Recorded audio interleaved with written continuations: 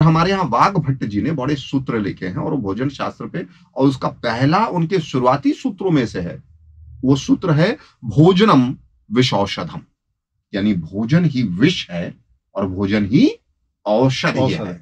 अब बताइए, एक ही चीज विष भी हो सकती है और औषध भी हो सकती है।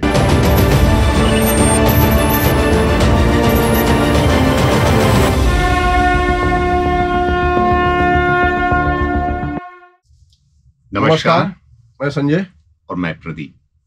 तो शून्य साधना की आज की इस कड़ी में संजय सर, हम क्या बात करने वाले हैं? हम बात करने वाले हैं कि भोजन, एक साधक का भोजन कैसा होना चाहिए। भाई, क्योंकि साधक है तो वो हर चीज को साधेगा ना।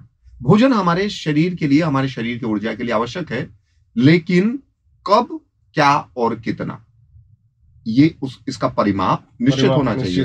ठीक है ना? क्योंकि भोजन शास्त्र की बात करें, हमारे देश में सर जो एक बड़ी विशेषता है कि हमारा आयुर्वेद जो है, हमारे धन्वंतरी, चरक, सुश्रुत, ऐसे तमाम लोग रहे हैं, लेकिन हमारे देश में जो ये आयुर्वेद है, यानी कि आप रोगी हो गए तो रोग के बाद आपका निदान कैसे हो, उस निदान में क्या क्या पथ्य अपथ्य, ये बात की बात आती है। सिर्फ और सिर्फ आयुर्वेद में और सनातन पद्धति में ही एक विशेष विज्ञान है जिसका नाम है भोजन शास्त्र। और हमारे यहाँ वाघ भट्ट जी ने बड़े सूत्र लिखे हैं और वो भोजन शास्त्र पे, और उसका पहला उनके शुरुआती सूत्रों में से है। वो सूत्र है भोजनम विषौषधम, यानी भोजन ही विष है और भोजन ही औषधि है। अब बताइए, एक ही चीज विष भी हो सकती है और औषध भी हो सकती है। खाना भोजन यदि पचे नहीं जी तो विष है, हाँ, पच गया हाँ तो वो अमृत है। तो अब आज हम संजय जी से जानना चाहेंगे कि ये जो पच गया तो अमृत हो गया और पचा नहीं तो विष हो, तो क्या कारण है? कहा गया ना, अधूरा ज्ञान खतरनाक होता है। अधूरा ज्ञान ही विष है जी। आपको किसी चीज की आधी जानकारी है तो विष हो जाता है जी। आपको खाना खाए हो, आधा पच गया और आधा नहीं पचा और आप सो गए जी। सोने के बाद ज्यादातर डाइजेस्टिंग पावर बंद हो जाती है और उसके बाद वो विष में कन्वर्ट होना चालू, क्योंकि जितना अंदर सड़ेगा गैस बनती है। विष बेसिकली गैस ही होती है, गैस ज्यादा होने की वजह से ही होता है।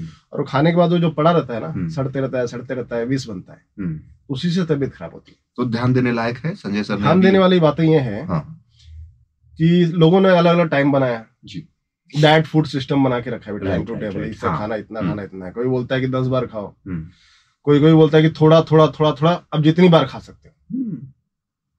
हमने भी सुना। हाँ, हमारे आयुर्वेद में बोला थोड़ा थोड़ा नहीं। हमारे जो साउथ के जो सदगुरु हैं वो दिन में 1 बार खाते हैं। उनका कहना है कि मैं 1 बार में भरपेट खाता हूँ, जितना खाना है मुझे खाता हूँ, उसके बाद में खाता ही नहीं। और दिन भर उनका चलना फिरना रहता है, तो एक वो भी तरीका है। और एक बोलते हैं कि थोड़ा थोड़ा थोड़ा आप 50 बार खाओ, तकलीफ नहीं होगी। तो ये भी समझने वाली बात है कि इसमें सही है कि वो सही है। तो बेसिकली क्या है कि अपने को खाना उतना चाहिए जितना एनर्जी मिले और जितना एनर्जी अपने को कंज्यूम करनी है। और आपको एनर्जी कंज्यूम करनी नहीं है, राइट। जो कैलोरी में भी काउंट किया जाता है, कैलोरी के माप तोल उसका कैलोरी है, जैसे वजन का केजी होता है सबसे कैलोरी है, राइट। तो आपको दिन भर में यदि 700 कैलोरी ही बर्न करनी है तो आप 1500-1600 कैलोरी क्यों खाएं?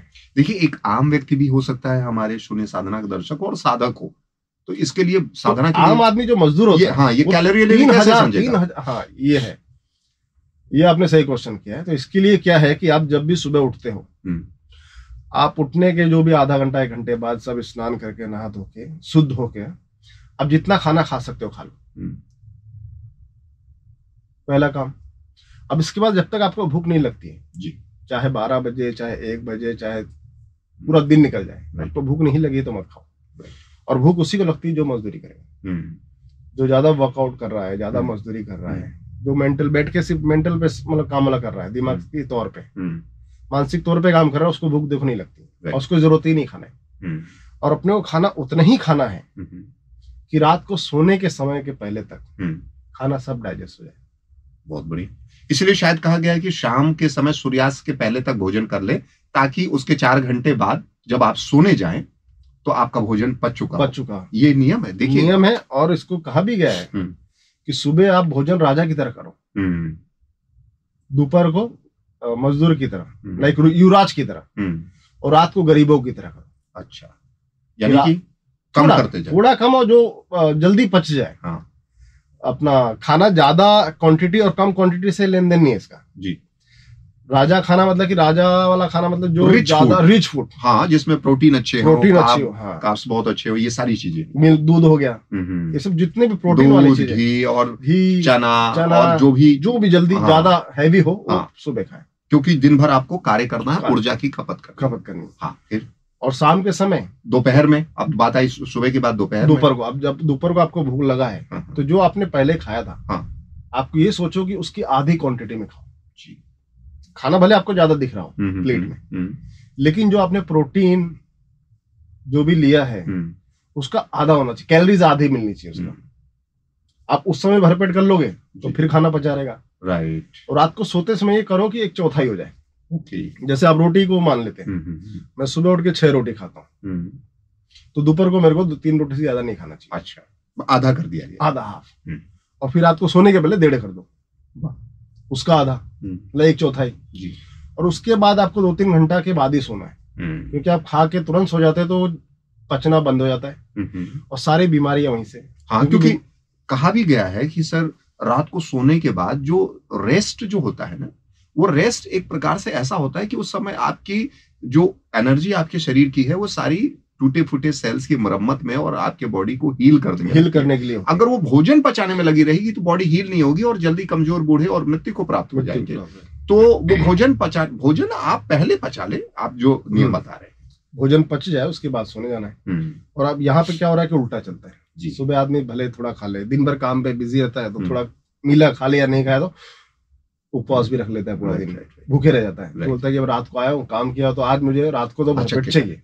हाँ, ये देखिए, ये मुख्यतः शहरों में और कामकाजी लोगों के रूटीन का ये एक बड़ा हिस्सा बन गया है कि वो लोग शाम को या रात में हैवी और एकदम रिच खा रहे हैं, जो कि नियमा विरुद्ध है। और यही कारण है कि हमारी एवरेज लाइफ स्पैन जो है वो घट रही है, जो मुख्य औसत हमारी उम्र है, और जल्दी सबको लाइफस्टाइल डिजीज है। देखिए, शुगर, बीपी और ये थायराइड, ये बीमारियां नहीं है, लेकिन ये लाइफस्टाइल डिजीज है, जिसको ये भोजन और ये कार्यशैली के में परिवर्तन और गलत तरीके से खान पान और गलत कार्य विधियों के चलते हमको ये चीजें हो रहा है। तो एक आपने ये सही कहा कि जो blood pressure, main blood pressure और डायबिटीज बीमारी नहीं, क्योंकि बीमारी होती तो इलाज होता, राइट। इसका इलाज तो है नहीं, राइट। इसको बस मेंटेन करके रखना पड़ता है, उसको मेंटेन करके रखना पड़ता है कि आपको जिंदा रहना तो उसको मेंटेन करो, इसके ऊपर ना जाए, नीचे ना जाए।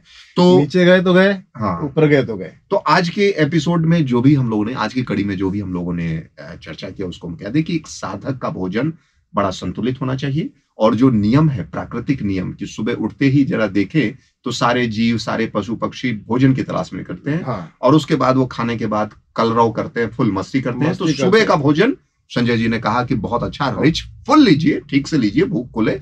दोपहर का भोजन आधा कर दीजिए, आवश्यकता अनुसार कि आपने क्या कार्य किया है और आगे के दिन में क्या करना है। शाम को भोजन की आवश्यकता पड़े तो ले, और सही समय पे ले, सूर्योदय के आसपास या उसके 1-8 घंटे के अंदर, और उसके बाद उसको पच जाने दे और फिर विश्राम के लिए जाएं, ताकि अगली सुबह जब आप उठे तो आपको भूख लगी हुई हो। क्योंकि कई बार अगले दिन सुबह उठते लोग कहते हैं हमें भूख ही नहीं, क्योंकि रात का पड़ा रहता है, पचा नहीं रहता। अभी जैसे इसको आप मोबाइल के तौर पे ले लो, आपकी मोबाइल की बैटरी कम हुई, अब आप चार्जिंग में लगाने का मतलब क्या है, आपको उसको बैटरी को चार्ज करना है, एनर्जी गेन करनी है उसमें, बेसिकली देखा जाए तो।